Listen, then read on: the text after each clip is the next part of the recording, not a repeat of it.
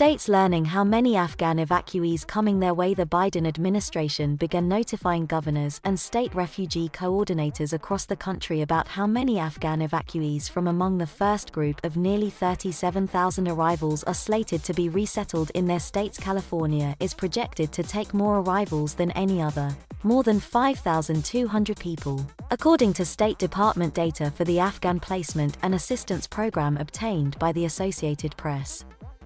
Alabama and Mississippi are each slated to welcome 10, U.S. officials said Wednesday.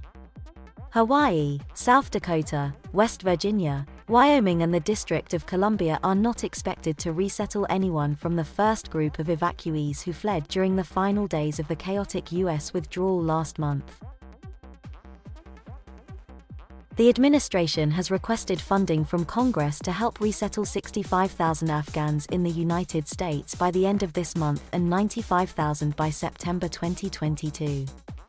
President Joe Biden tapped the former governor of his home state of Delaware, Jack Mokel, to temporarily serve as his point person on resettling Afghan evacuees in the United States.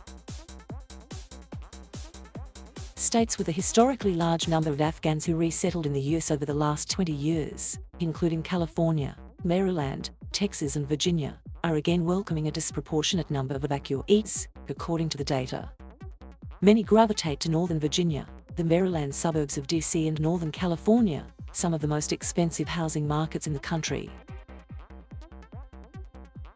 Oklahoma, which over the course of the 20-year war had resettled a relatively small number of Afghans, is slated to resettle 1,800 new arrivals. Many of the new evacuees requested to be resettled in those states because they already have family and close friends living in those states, according to two U.S. officials who spoke on the condition of anonymity to discuss the calls to state government officials.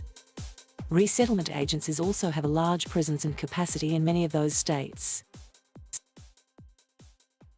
The State Department resettled evacuees based on the advice of local affiliates of 9 national resettlement agencies the U.S. government is working with, the officials said. The Afghan evacuees go through a Department of Homeland Security coordinated process of security vetting before being admitted. And every evacuee who comes into the United States also goes through health screening. Evacuees who are 12 and older are required to get the COVID-19 vaccination as a term of their humanitarian parolee status after entering the country.